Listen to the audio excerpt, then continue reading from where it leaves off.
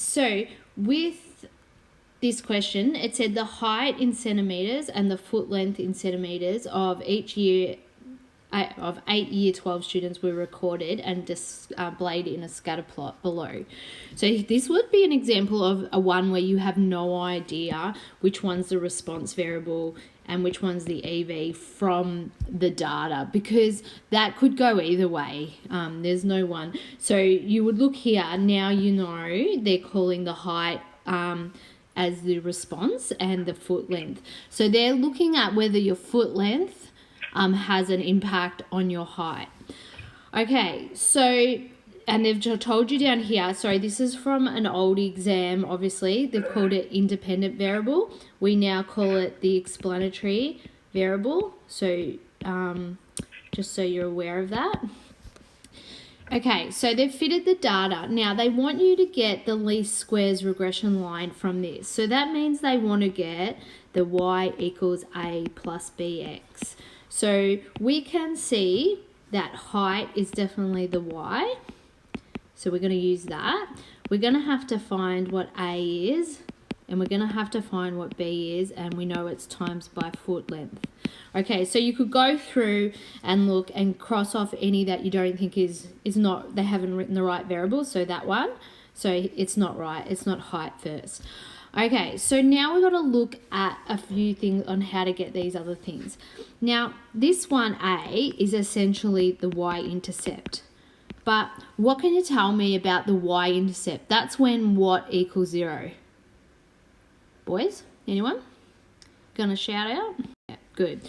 So the y-intercept is when x equals 0. So be careful up here on this y. This is not 0. So this line here, I'm going to tell you, is not the y-intercept or the y-axis, yeah? Because it's not 0, okay? So be careful. So what I do know for sure is that if I count this out, that's I think that's 167. 167 is definitely not the y-intercept. So if they've got that down there as one of their A values, can you see that it's here? Yeah? I'm going to say it's definitely not that. So I'll eliminate those two. All right? So the rest I'm going to have to look at. Now, if we know this B value, this is like the slope, or another word to call is the gradient. And if you remember back to when we called it M and all that, do you remember that the M, you could always find the M by going y2 minus y1 over x2 minus x1. So you can essentially do that here, where you're going to find the B value by doing, and you pick 2 points that this line is going through. All right, so I might pick...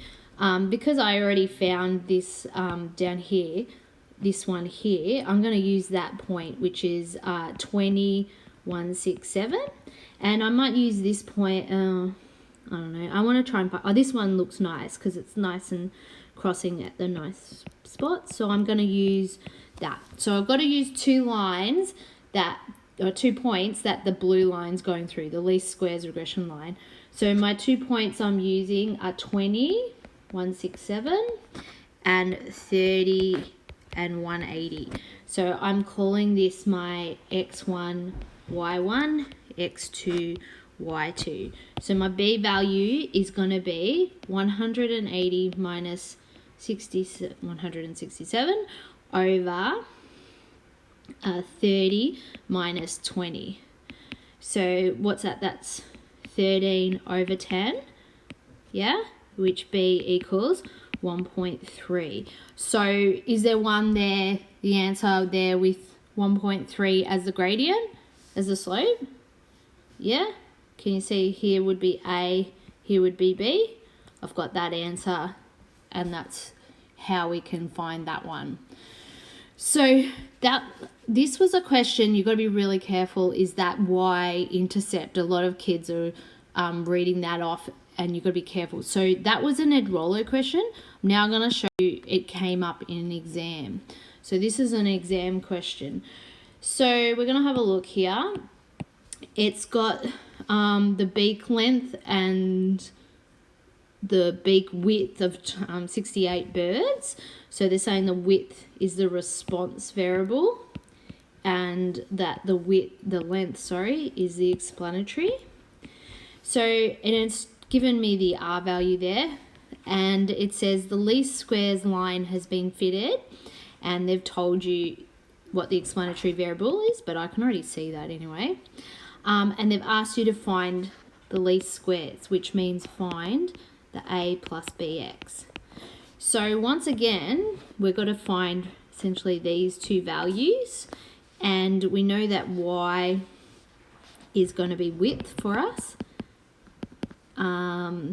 We'll find A, and X is going to be length. So once again, quickly go over look. If there's any that don't satisfy that, let's get rid of that. Now, remember that A is the y-intercept, which is when x equals 0. So over here again, I'm looking at, this is not x equals 0. So this is not the y-intercept. So if I look at it that's, I don't know, 7.3 or something, or 7.4. So you can see they've done one there. So I know that is definitely wrong. So I'm down to two choices, which is good. And I have a look at the gradient, or the slope, sorry. These two, that's the B value. So they're very different. So I'm going to do a rough working out like I did before. So I'm going to say B can be found by using that rule again. And I'm going to use 2 points that this blue line goes through. So I might just, I'm going to use that one. So it was 7 and 7.4 because they told me that one, sort of. And I might use this one here, which is 10 and 9. So I'll call this x1, y1, this x2, y2. So if I go and do that into my formula, I'd have 9 minus 7.4 over 10 minus 7. So I get 1.6 over 3. And what does that end up equaling? So this one is 0.53. So I'm going to say it's closest to this one because that's the B value I got there. All right.